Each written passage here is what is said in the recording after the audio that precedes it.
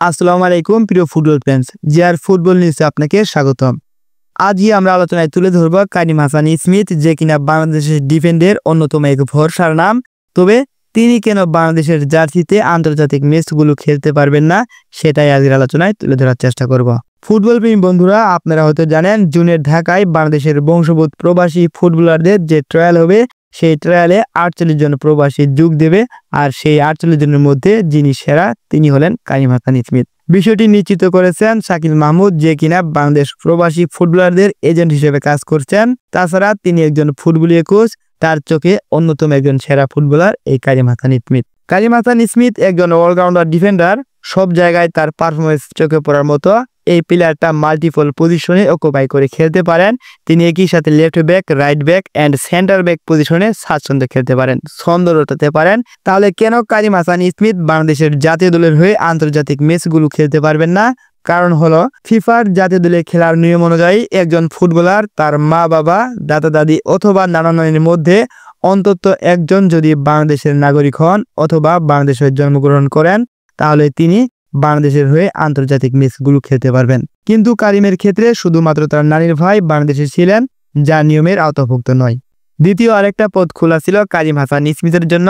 তিনি যদি বাংলাদেশ প্রিমিয়ার লিগে অর্থাৎ বিপিএল এ ধারাবাহিকভাবে 5 বছর খেলতেন, তবে তিনি নাগরিকত্ব পাওয়ার যোগ্যতা অর্জন করতেন। সে থার্ড টায়ারের সেমি প্রফেশনাল একজন প্লেয়ার, যাদের ইউকেতে একটা সোশ্যাল সিকিউরিটি রয়েছে, ভালো অ্যামাউন্ট তার অ্যাকাউন্টে যোগ হয়, যার কারণে বাংলাদেশ অর্থাৎ বিপিএল এ একটানা 5 বছর খেলানোটাও পসিবল না। আরেকটা কারণ হলো তিনি যে মাপের ফুটবলার, আর বাংলাদেশের লোকাল লিগের যে অবস্থা, তাতে কি কারিম হাসান স্মিথকে বাংলাদেশে খেলানো মানসম্মত হবে কিনা, তার সমকক্ষ কেউ আছে কিনা আমাদের ঘরোয়া লিগে, সেটা নিয়েও প্রশ্ন থেকেই যায়। এসব কিছু মাথায় রেখে কারিম হাসান স্মিথকে পাওয়ার আশা ছেড়ে দিতে হচ্ছে, যদিও তিনি 5 বছর বাংলাদেশ বিপিএল এ খেলার জন্য আগ্রহ প্রকাশ করেছিলেন। তবে তিনি যদি আমাদের হয়ে খেলতেন, তাহলে আমাদের লেফট ব্যাকের সমস্যা অনেকটাই সমাধান হয়ে যেত। বর্তমানে সাদউদ্দিনের পারফরমেন্স প্রশ্নবিদ্ধ, যেখানে কারিমের মতো একজন খেলোয়াড় হলে রক্ষণ হতো আরো শক্তিশালী, ফাহমিদুল ফাহিমের মতো ফরওয়ার্ডরা আরো গোলের যোগান পেত, গোলের চান্স ক্রিয়েট করত। আর আমরা দেখতে পেতাম ভৈরহীন এক উইং বেস আক্রমণ। লেফট ব্যাকে গ্যাপ থাকার কারণে একদিকে বাংলাদেশ গোল কনসেপ্ট করছে, অন্যদিকে লেফট ব্যাক থেকে ফাইনাল ট্রায়ালে ফাহিম ফাহমিদুলরা বলের যোগান পায় না।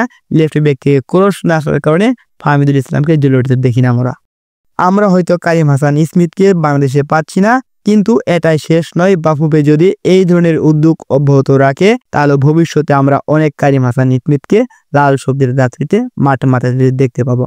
এই 48 জন ফুটবলার তাদের নিজ খরচে নিজের সময় ব্যয় করে বাংলাদেশের ভালোবাসার টানে, মাতৃভূমির টানে তারা বাংলাদেশে আসছেন। তাদের লিগ ছোট হোক কিংবা বড় হোক, তারা বড় মাপের প্লেয়ার। আমাদের উচিত তাদের প্রতি সম্মান দেখানো, তাদের পারফরমেন্স বিবেচনা করে সিন্ডিকেটকে এক পাশে দূরে ঠেলে রেখে তাদেরকে জাতীয় দলের জায়গা দেওয়া, কারণ তারাই হতে পারে আমাদের ফুটবল ভবিষ্যতের লিডার। তারাই বাংলাদেশ দলটাকে টেনে এগিয়ে আনতে পারে। প্রিয় ফুটবল প্রেমী বন্ধুরা, আপনার মতামত জানাতে ভুলবেন না। এই খেলোয়াড় আপনি কিভাবে দেখছেন? বাংলাদেশ ফুটবলের ভবিষ্যৎ নিয়ে আপনি কতটা আশাবাদী? ভিডিওটি ভালো লাগলে লাইক দিন, শেয়ার করুন এবং সাবস্ক্রাইব করুন জিআর ফুটবল নিউজকে, কারণ এখানেই আপনি পাবেন বাংলাদেশের ফুটবলের নির্ভরযোগ্য আপডেট। ধন্যবাদ সবাইকে। আসসালামু আলাইকুম।